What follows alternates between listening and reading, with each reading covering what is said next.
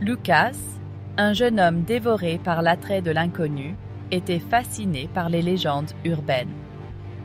Il passait d'innombrables heures à parcourir Internet à la recherche des histoires les plus effrayantes. Un soir, il est tombé sur une entrée curieuse, la chambre des miroirs. La légende parlait d'une pièce dans un manoir abandonné où les miroirs détenaient de sinistres secrets. On disait que ceux qui osaient y entrer seraient piégés à jamais dans leur profondeur. Lucas a été immédiatement intrigué. Il avait toujours été attiré par les ténèbres, le frisson de l'interdit. Cette légende, avec sa promesse d'emprisonnement éternel, a touché une corde sensible en lui. Il ressentait un besoin irrésistible de découvrir la vérité derrière l'histoire. Poussé par une curiosité insatiable, il a décidé de trouver cette mystérieuse chambre. Lucas a passé des jours à faire des recherches, rassemblant méticuleusement des indices à partir de sources en ligne fragmentaires et d'archives de bibliothèques en ruine. Il a découvert que le manoir était situé à la périphérie de sa ville, enveloppé d'un voile de secrets et de rumeurs. La légende disait que le manoir appartenait à une famille recluse qui avait mystérieusement disparu sans laisser de traces, ne laissant derrière elle que des histoires étranges et des questions sans réponse. Plus Lucas en apprenait sur le manoir et son histoire énigmatique, plus il devenait déterminé à en percer les secrets. Il ressentait un attrait indéniable pour l'inconnu, une soif d'aventure impossible à étancher. Les jours se sont transformés en nuits alors qu'il planifiait méticuleusement son expédition, son esprit rempli d'images de ce qui l'attendait entre ces murs en ruine. Enfin, la nuit est arrivée. Armé d'une lampe torche et d'un sac à dos rempli de provisions, Lucas est parti à la recherche du manoir. L'air se chargea d'appréhension et d'effroi à mesure qu'il approchait des imposantes grilles en fer forgé. En s'engageant sur l'allée envahie par la végétation, un frisson glacial lui parcourut l'échine, comme une prémonition des horreurs qui l'attendaient. Le manoir se dressait devant lui, silhouette squelettique se découpant sur le ciel éclairé par la lune.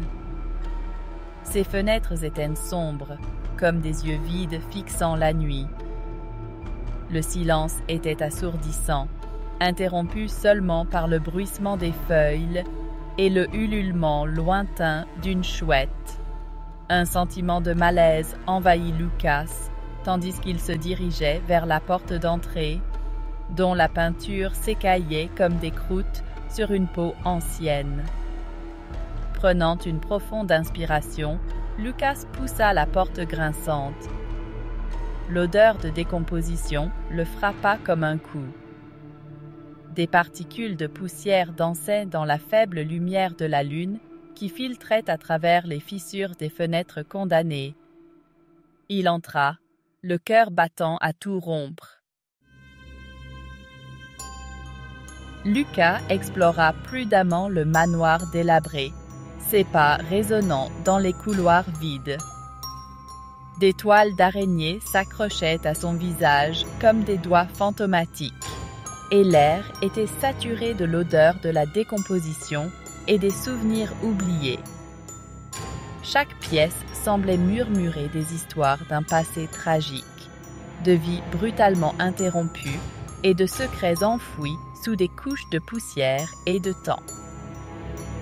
Alors qu'il s'aventurait plus profondément dans le cœur sombre du manoir, il tomba sur un grand escalier menant aux étages supérieurs. Sa rampe, autrefois ornée, était maintenant recouverte d'une épaisse couche de poussière, et le tapis de velours était usé par le temps. Il monta prudemment, sa main glissant le long de la rampe froide et lisse. Au deuxième étage, Lucas découvrit une pièce au bout d'un long couloir sombre. Contrairement aux autres pièces qu'il avait rencontrées, celle-ci avait sa porte légèrement entr'ouverte.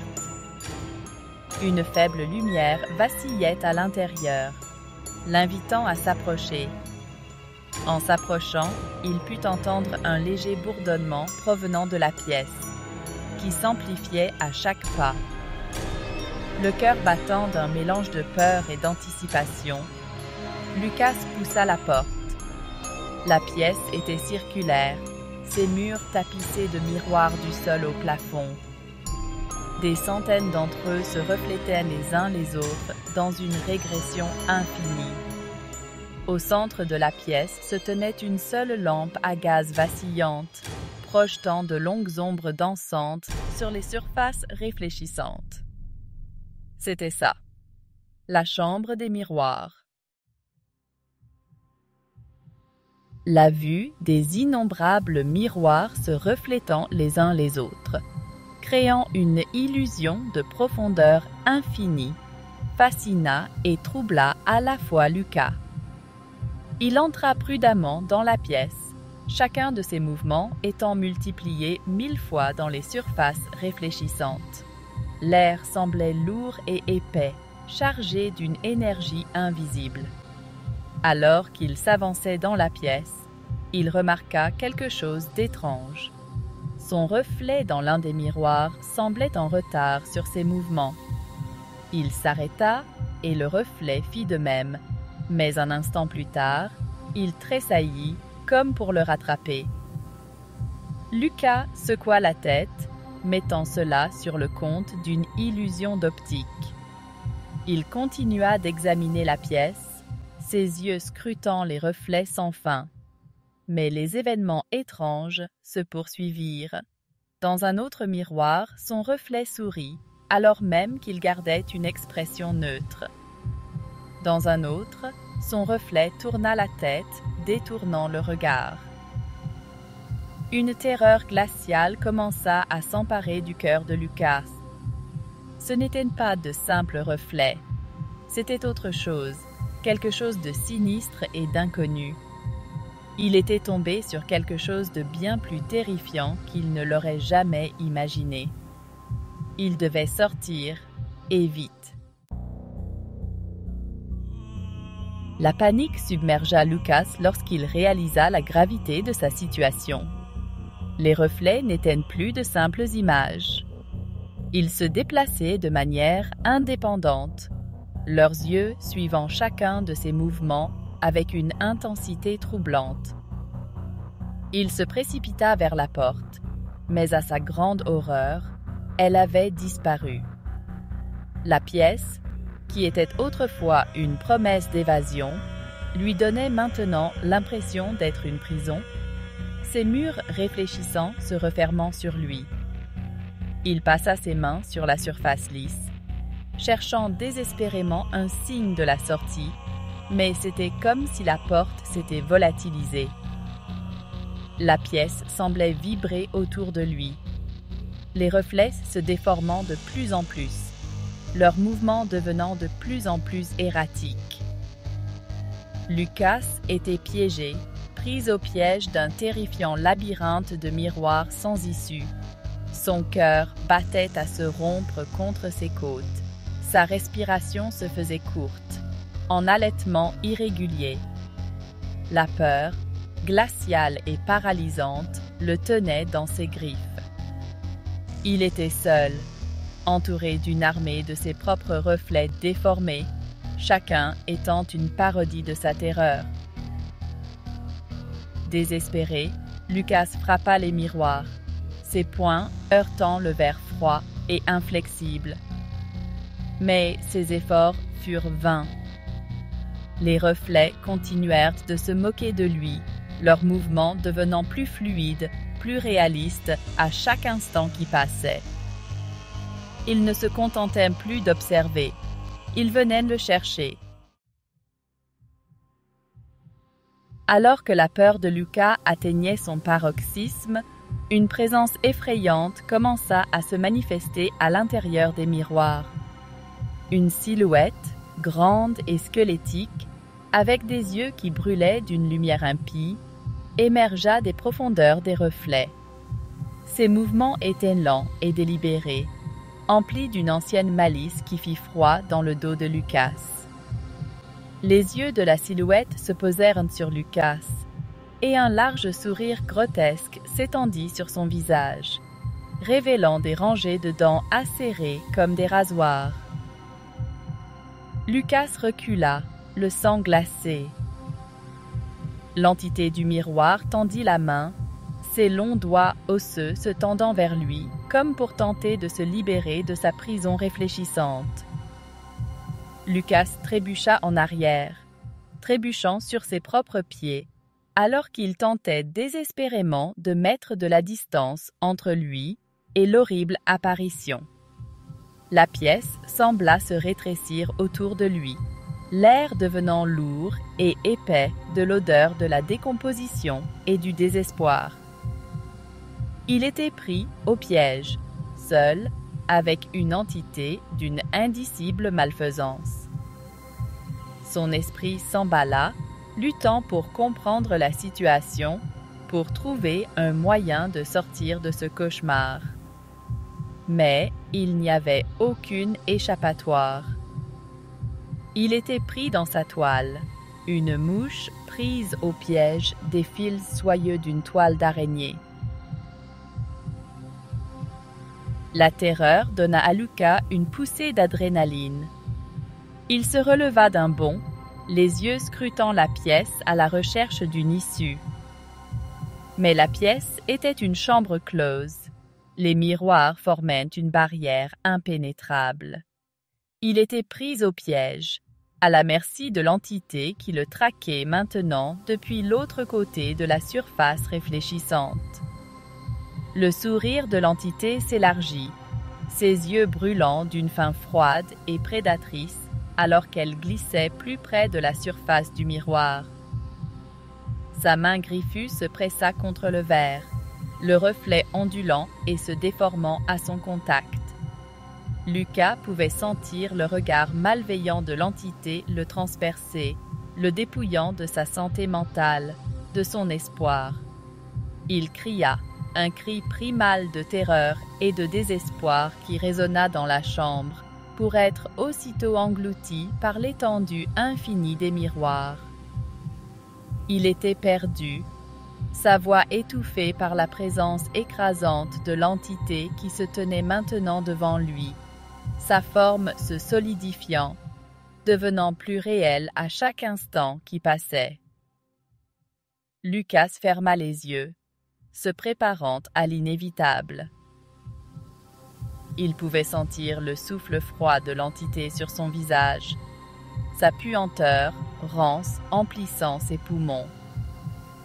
Il était impuissant à résister, son destin scellé dans les confins de cette chambre maudite. Lorsque Lucas ouvrit les yeux, il fut accueilli par son propre reflet terrifié qui le fixait. Mais quelque chose avait changé. Son reflet ne reflétait plus sa peur. Il souriait, un sourire froid et cruel qui lui donna des frissons dans le dos. C'était le sourire de l'entité, une parodie grotesque de ses propres traits. Lucas tendit une main tremblante pour toucher le miroir, ses doigts effleurant la surface froide et lisse. Ce faisant, il ressentit une sensation étrange, une traction provenant des profondeurs du reflet. Il essaya de se retirer, mais il était trop tard. Une force invisible le tira vers le miroir, son corps se contorsionnant d'une manière qui défiait les lois de la nature. Ses cris furent étouffés par le verre, son corps étant lentement absorbé par la surface réfléchissante. Il regarda avec horreur sa forme fusionnée avec celle de son reflet souriant, sa propre identité, se dissolvant dans la conscience malveillante de l'entité.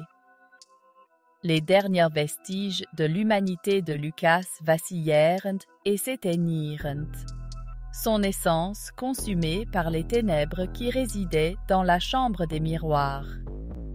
Il était parti, une autre âme perdue réclamée par la chambre maudite. Son destin lié à jamais à l'entité qui le retenait maintenant captif dans ses profondeurs réfléchissantes. Le manoir se tenait silencieux comme une tombe, ses secrets cachés derrière des murs en ruine et des fenêtres brisées. La légende de la chambre des miroirs a perduré, murmurée à voix basse par ceux qui étaient assez courageux pour prononcer son nom. Mais la vérité sur le sort de Lucas est restée enfermée dans l'étreinte froide du manoir, un rappel effrayant des ténèbres qui se cachent sous la surface des reflets, même les plus familiers. Certains disent que si vous tendez l'oreille par une nuit sans lune, vous pouvez encore entendre les cris étouffés de Lucas résonner dans les couloirs vides. D'autres murmurent que si vous vous tenez devant les miroirs de la chambre des miroirs, vous pourriez apercevoir son visage terrifié, piégé pour l'éternité dans les profondeurs réfléchissantes. Mais une chose est certaine, la légende de la chambre des miroirs continue. Un témoignage effrayant du pouvoir durable de la peur et de l'attrait séduisant de l'inconnu. Elle sert d'avertissement à ceux qui osent s'aventurer trop profondément dans l'ombre. Un rappel que certains secrets sont mieux gardés enfouis et que certains reflets sont mieux lotis lorsqu'ils ne sont pas dérangés.